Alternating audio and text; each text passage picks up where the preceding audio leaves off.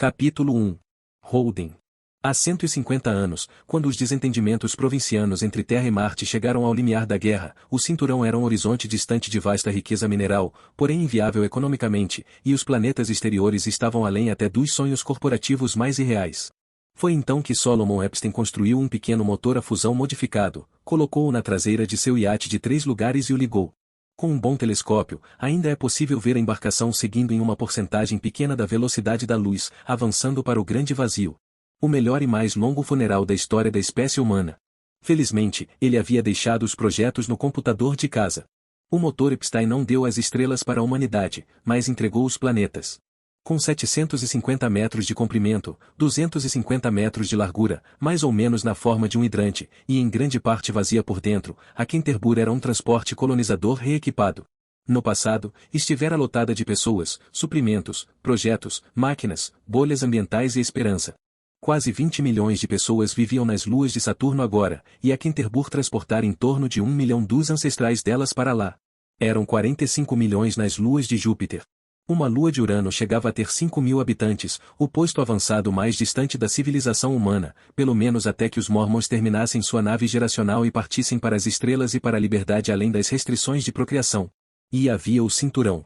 Se alguém perguntasse aos recrutadores da APE quando estivessem bêbados e comunicativos, eles poderiam dizer que havia 100 milhões de pessoas no cinturão. Se perguntasse a um recenseador dos planetas interiores, o número seria mais próximo de 50 milhões. De qualquer jeito, a população era imensa e precisava de muita água. Então agora a Canterbury e as dezenas de naves irmãs da Companhia de Água Pura N-Klein, a PIK, rebocavam geleiras no percurso dos generosos anéis de Saturno até o cinturão e então de volta, e fariam isso até que as embarcações se transformassem em velhos destroços resgatados. Jim Holden via certa poesia nisso. Holden. Ele se virou para o convés do hangar. A engenheira-chefe Naomi Nagata estava parada diante dele. Com quase 2 metros de altura, ela tinha o cabelo preto cacheado preso em um rabo de cavalo, e uma expressão que ficava entre diversão e aborrecimento. Tinha o hábito dos belters de dar de ombros com as mãos, em vez de com os ombros. Holden, você está escutando ou só olhando pela janela? Há um problema, Holden disse. E como você é muito, mas muito boa mesmo, pode resolvê-lo mesmo que não tenha dinheiro ou suprimentos suficientes. Naomi deu uma gargalhada. Então você não estava ouvindo, ela disse. Não, na verdade, não. Bem, de qualquer modo, você já sabe o básico. O trem de pouso da Canterbury não vai funcionar na atmosfera até que eu consiga trocar as vedações. Isso vai ser um problema? Perguntarei ao velho, Holden falou. Mas quando foi a última vez que usamos a nave na atmosfera? Nunca, mas o regulamento diz que precisamos de pelo menos uma nave capaz de suportar a atmosfera.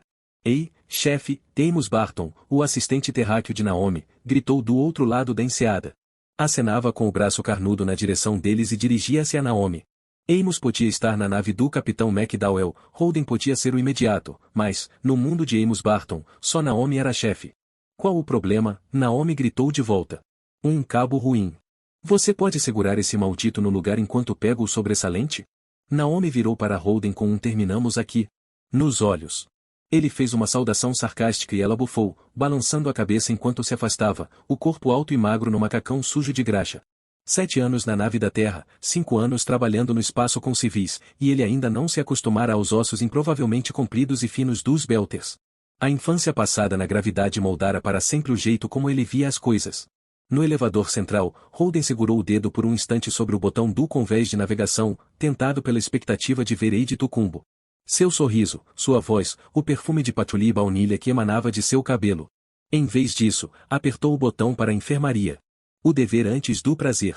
Quando Holden entrou, Chad Garvey, o técnico médico, estava debruçado sobre a bancada de laboratório, fazendo um curativo no que sobrara do braço direito de Cameron Page.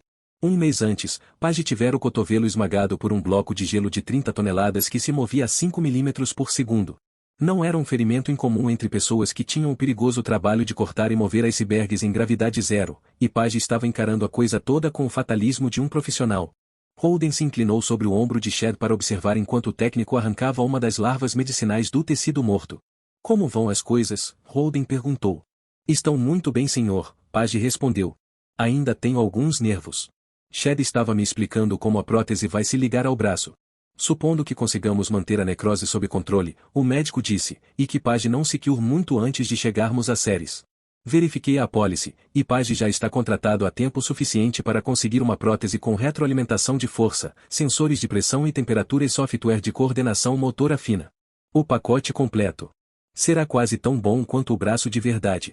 Os planetas interiores têm um novo biogel que regenera o membro, mas isso não está coberto pelo nosso plano de saúde. Fodam-se os interioranos e foda-se a geleia mágica deles. Prefiro ter uma boa prótese feita pelos Belters a qualquer coisa que aqueles desgraçados criam em laboratório. Só de usar um desses braços chiques provavelmente você se torna um imbecil, Page disse. Então acrescentou. Sem querer ofender, imediato. Não ofendeu. Só estou feliz que vamos conseguir ajudá-lo com isso, Holden respondeu. Conte para ele a outra parte, Page disse com um sorriso perverso. Shed corou. Ouvi de outros caras que conseguiram essas próteses, Shed começou, sem olhar Holden nos olhos. Aparentemente, enquanto você está se acostumando com o aparelho, há um período em que ao bater punheta parece que outra pessoa está fazendo isso por você. Holden deixou o comentário no ar por um instante enquanto as orelhas de Shed ficavam carmesim. Bom saber, Holden comentou. E a necrose? Há um pouco de infecção, Shed respondeu. As larvas estão mantendo sob controle, e na verdade a inflamação é uma coisa boa neste contexto, então não estamos combatendo agressivamente, a menos que comece a se espalhar. Ele estará pronto para a próxima viagem? Holden perguntou. Pela primeira vez, Page franziu o senho. Caralho, sim, estarei pronto. Sempre estou pronto. É o que faço, senhor. Provavelmente, Shed falou. Depende de como a atadura ficar. Se não estiver pronto para esta viagem, estará para a próxima. Nem fodendo, Page falou. Posso cuidar do gelo com uma só mão melhor do que metade dos panacas que você tem nesta merda. Como eu disse, Holden respondeu, contendo um sorriso, é bom saber. Siga em frente. Page bufou. Shed arrancou outra larva. Holden voltou ao elevador e, desta vez, não hesitou. A cabine de navegação da Canterbury não era feita para impressionar. Os monitores do tamanho de uma parede, que Holden imaginava quando se voluntariou para a Marinha, existiam em naves da capital, mas, mesmo lá, eram mais um objeto de design que uma necessidade. Ade estava sentada diante de duas telas que eram só um pouco maiores do que um terminal portátil, nos cantos, gráficos atualizados de eficiência e saída do reator e do motor da nave, à direita, registros brutos eram carregados conforme o sistema os reportava. Ela usava fones de ouvidos pesados, que cobriam as orelhas e mal deixavam o baque surdo da linha do baixo escapar. Se a Canterbury tivesse uma anomalia, isso a alertaria. Se houvesse um erro de sistema, isso a alertaria. Se o capitão McDowell deixasse o comando e o convés de controle, isso a alertaria para que ela pudesse desligar a música e parecer ocupada quando ele voltasse. Seu hedonismo mesquinho era só uma das 1000 coisas que tornava a Ade atraente para Holden. Ele caminhou por trás dela, tirou os fones gentilmente dos ouvidos e disse, oi. Ade sorriu, tocou na tela e deixou os fones repousarem ao redor do pescoço comprido e delgado, como se fosse uma joia tecnológica. Imediato James Holden, ela disse com uma formalidade exagerada que se tornava ainda mais aguda pelo pesado sotaque nigeriano. Em que posso ajudá-lo? Sabe, é engraçado você perguntar isso, ele comentou. Eu estava pensando exatamente em como seria agradável ter alguém na minha cabine quando o terceiro turno terminar. Ter um jantarzinho romântico com a mesma porcaria que estão servindo na cozinha. Escutar um pouco de música. Beber um pouco de vinho, ela falou. Quebrar um pouco o protocolo. A ideia é agradável, mas não estou a fim de sexo esta noite. Não estava falando de sexo. Vamos comer um pouco. Conversar. Eu estava falando de sexo, ela respondeu. Holden se ajoelhou ao lado da cadeira dela. No terço de gravidade da propulsão atual deles, era perfeitamente confortável. O sorriso de Ade suavizou. A lista de registros soou, ela olhou para a tela, digitou uma liberação e se voltou para o homem a seu lado, que então disse, Ade, eu gosto de você. Quero dizer, gosto de verdade da sua companhia.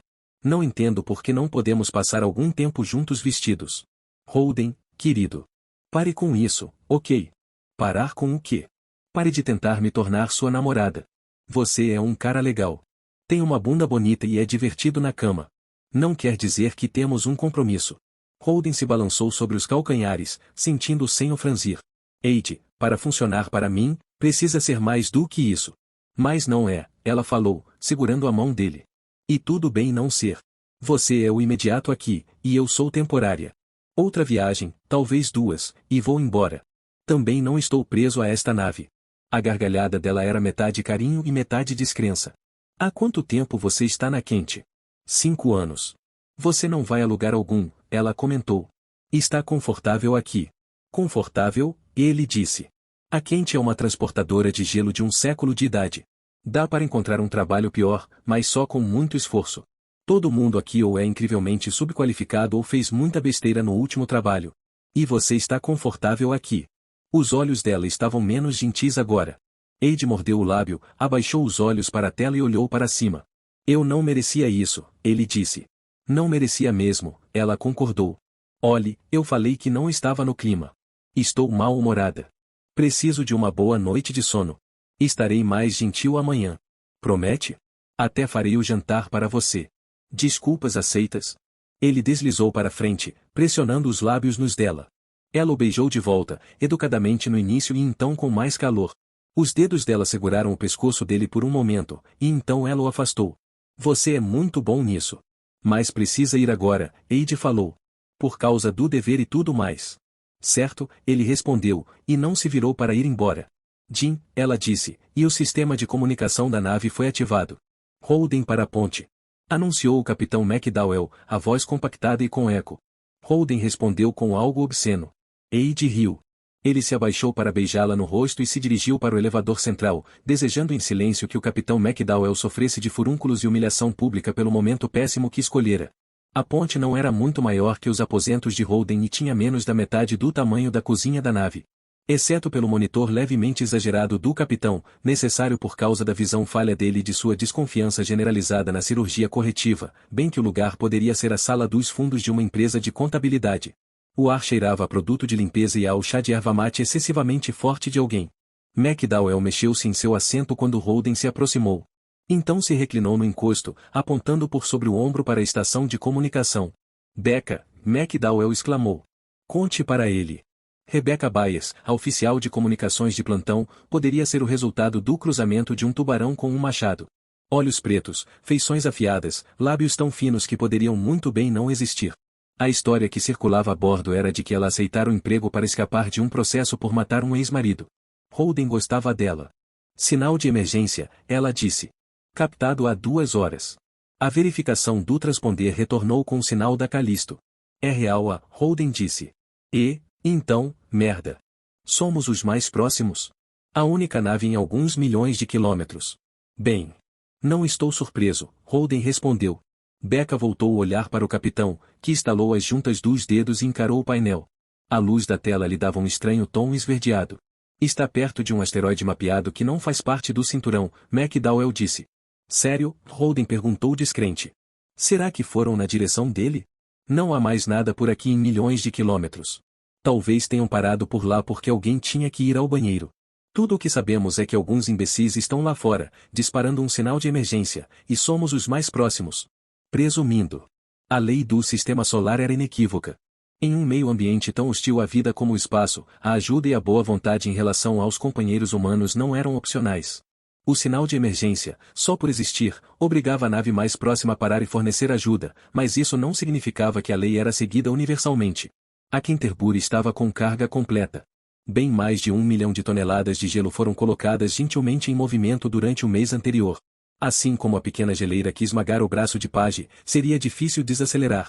A tentação de ter uma falha inexplicável nas comunicações, apagar os registros e deixar que o bom Deus Darwin assumisse as rédeas estava sempre ali. Se McDowell tinha realmente a intenção de fazer isso, porém, não deveria ter chamado Holden. Ou fazer a sugestão onde a tripulação pudesse ouvi-lo. Holden entendeu a jogada. O capitão seria aquele que teria deixado para lá, não fosse a presença de Holden. A tripulação respeitaria o capitão por não querer atrapalhar os lucros da nave. E respeitaria Holden por insistir que seguissem as regras. Não importa o que acontecesse, o capitão e Holden seriam igualmente odiados pelo que a lei e a simples decência humana exigiam que fizessem. Temos que parar, Holden disse. Então, resoluto, pode ser um resgate. McDowell digitou em seu monitor. A voz de Eide veio do console, tão grave e quente como se estivesse naquele mesmo aposento. Capitão. Preciso de dados para parar esta banheira, ele disse. Senhor. Quão difícil é nos colocar ao lado do CA-2216862. Vamos parar em um asteroide? Eu lhe direi depois que atender minha ordem, navegadora Tucumbo. Sim, senhor. Holden ouviu uma série de cliques. Se virarmos a nave neste instante e acelerarmos como loucos por quase 2 dias, posso nos colocar a 50 mil quilômetros, senhor. Definam acelerar como loucos, McDowell pediu. Precisarei de todos nos assentos anti-força. É claro, McDowell suspirou e coçou a barba mal arrumada. E levar o gelo só vai render alguns milhões de dólares em cascos esmagados, se tivermos sorte. Estou ficando velho demais para isso, Holden. De verdade. Sim, senhor. O senhor está. E sempre gostei da sua cadeira, Holden comentou. McDowell fez uma careta e um gesto obsceno. Rebecca bufou aos risos. McDowell se voltou para ela. Responda ao sinal dizendo que estamos a caminho. E avise Ceres que vamos nos atrasar. Holden, em que pé está a cavaleiro? Nenhum voo na atmosfera até conseguirmos algumas peças, mas funcionará bem para 50.000 quilômetros no vácuo. Tem certeza disso? Naomi disse. Então é verdade. McDowell se levantou, alcançando quase 2,15 metros de altura e mais magro do que um adolescente na Terra. Por conta de sua idade e por nunca ter vivido sob a força da gravidade, a aceleração que se aproximava seria o inferno para o velho. Holden sentiu uma pontada de simpatia, mas jamais embaraçaria McDowell expressando o sentimento. O negócio é o seguinte, Jim, McDowell disse, a voz baixa de modo que apenas Holden pudesse ouvi-lo.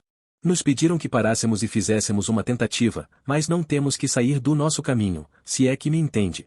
Já teremos parado, Holden respondeu. McDowell deu um tapinha no ar com as mãos abertas, que lembravam uma aranha. Um dos muitos gestos que os Belters desenvolveram para serem perceptíveis quando estivessem usando um traje ambiental. Não posso evitar isso, ele disse. Mas, se encontrar qualquer coisa que pareça estranha, não banque o herói novamente. Só reúna as coisas e venha embora. E deixar para a próxima nave que passar por aqui? E se manter em segurança, McDowell corrigiu. É uma ordem. Entendido? Entendido, Holden respondeu. Quando o sistema de comunicação da nave foi ligado e McDowell começou a explicar a situação para a tripulação, Holden imaginou poder ouvir um coro de reclamações subindo pelos conveses. Foi até Rebecca. Ok, disse ele. O que sabemos sobre a nave quebrada? Cargueiro leve. Registro marciano. Mostra Eros como porto de origem. Chama-se Scopulae.